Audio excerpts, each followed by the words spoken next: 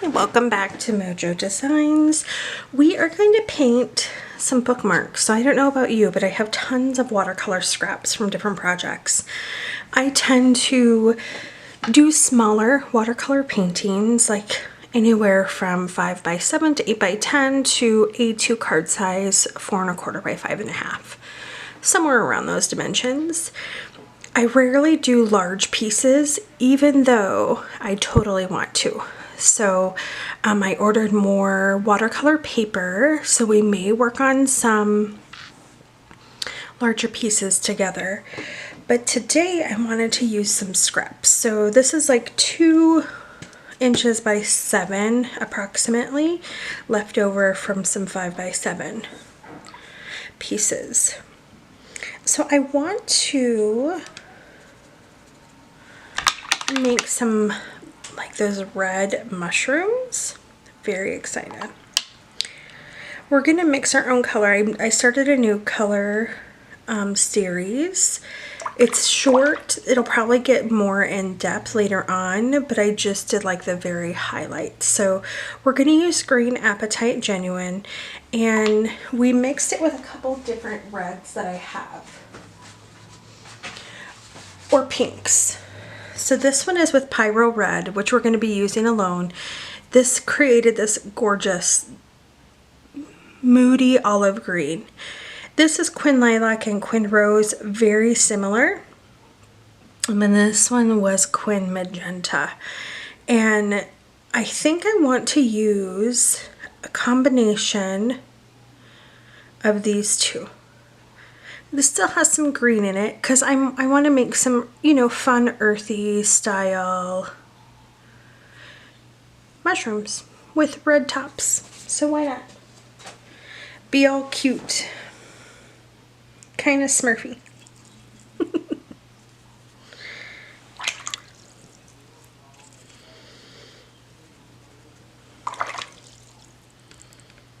And plus it's going to add that gorgeous granulation. So excited for that.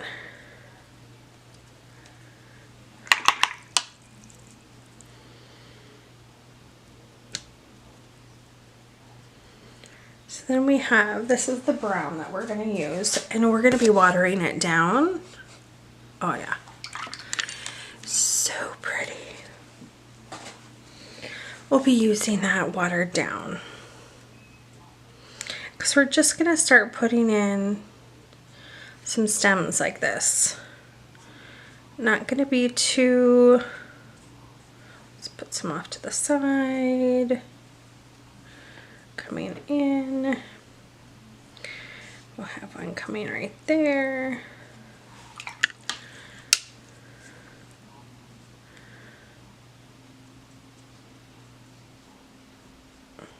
And I say let's not be too fussy as I go back over everything. That's okay. Alright. So let's take our Pyro Red, and then we're just gonna basically kind of do like a dome shape. Later on we can add some gouache and some more details, you know, to make those cute little white speckles. That's okay if they bleed into each other. No big deal. This is just a cute little bookmark. Can add some hand lettering. That would be pretty. If you guys are interested in hand lettering some brush script, love to do brush script. Let's do this one down here. Maybe you should have done one going up. That's okay.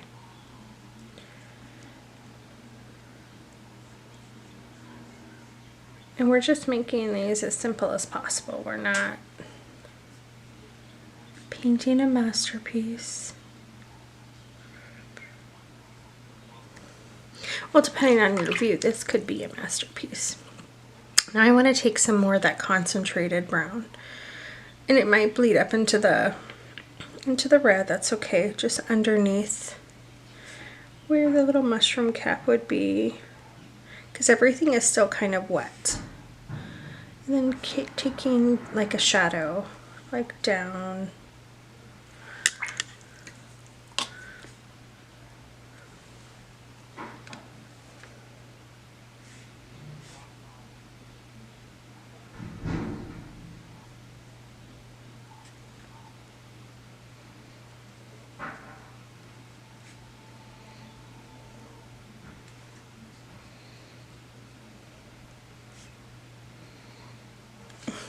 How cute are those? So once that's dry, we'll come back in, we'll add some white gouache on top. And that'll be a cute little bookmark that we made in just a few moments. All right, I'll be right back. The mushrooms are drying. Let's go ahead and do another one. Let's do some roses. I love this. I love the ultramarine. Right now I'm in a phase, ultramarine violet. I'm in a phase of I absolutely love granulation on everything. Now I didn't. I used to not enjoy granulation whatsoever. I wanted smooth, even washes. That's okay, you can change. I just love the texture. To me, the added texture just gives it a whole other life. So with the roses, I'm just making some little C curves. And then as I'm going to make the larger petals, pressing down on the belly of the brush. Here I feel like I kind of added too much water. You can drop in some color when it's still wet and you get those beautiful flowy,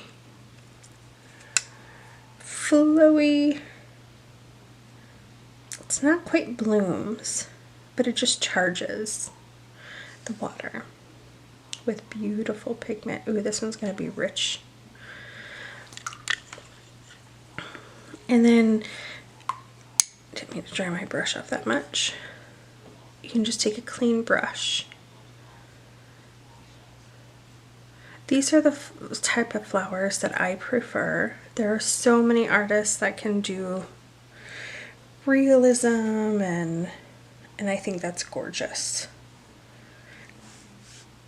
I can do that as well. I don't enjoy it as much because I really love the flow and I want to capture the essence of what I'm painting and the emotion. And you can kind of see I'm going to add a little bit of, just because these are so washy, and that one had, the edges were a little crisp.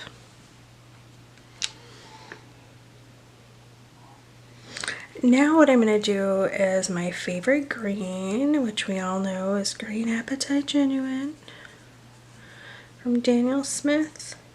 We're just going to add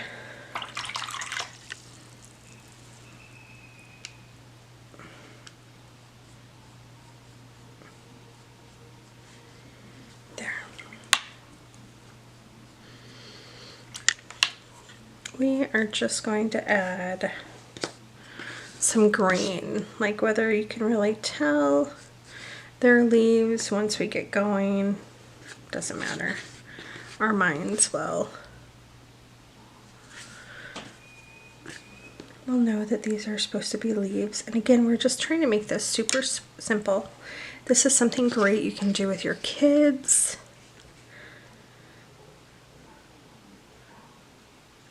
Ava, my granddaughter, before we had moved to Arizona, she was about 6 months old at the time. I would be painting and she would just always hold a brush and paint along with me. And I absolutely love that. So Ava, you should start bringing out your paints again if you haven't been using them. She's a great artist, adorable. She's 3 years old. She's just the light of everything. So smart. But here is a super quick rose watercolor bookmark. Now, look at the bloomage we got, which is totally fine. That's a bloom, which means we had more water than we had pigment. So then what it does is it kind of pushes the pigment, and that's fine. It's still a little damp, but I want to take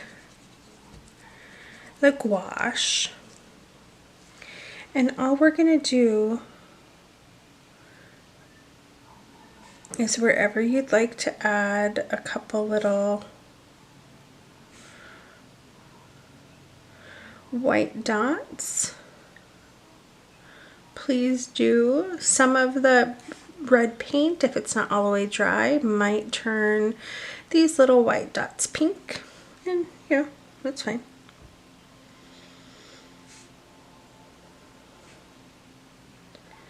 Again, this isn't perfect. There we go. Now we have these two beautiful bookmarks that we use with leftover watercolor paper. These are a great way for you to start off your day, start off your painting time, because it'll just warm you up. So these are really great warm-up exercises. When I do some warm-up exercises, because I do like to paint a lot of flowers, I do a lot of C curves and I do a lot of leaves. There's days when I want to paint, I can't think of anything to paint.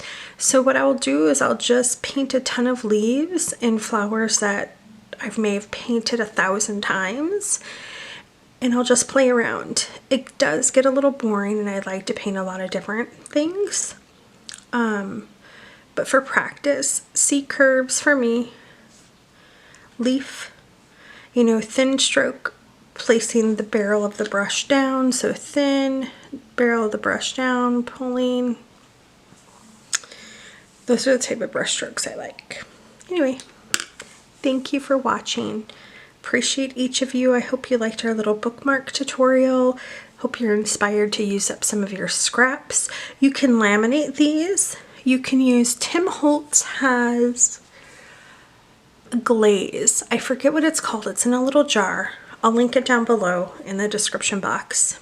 And you take a little bit on like either a cotton pad or on one of his tools that has like the foam, the distress tool, and you can rub it all over, and it makes it waterproof, which makes it really nice because then it's treated and you don't have to worry if it gets wet like in a book. So those are two ways to let the watercolor not reactivate in usage. You could also punch holes at the top. You can add some scripting on here if you'd like. It's your creativity. Thank you guys. Sending you many creative, happy, good vibes. Have a great day.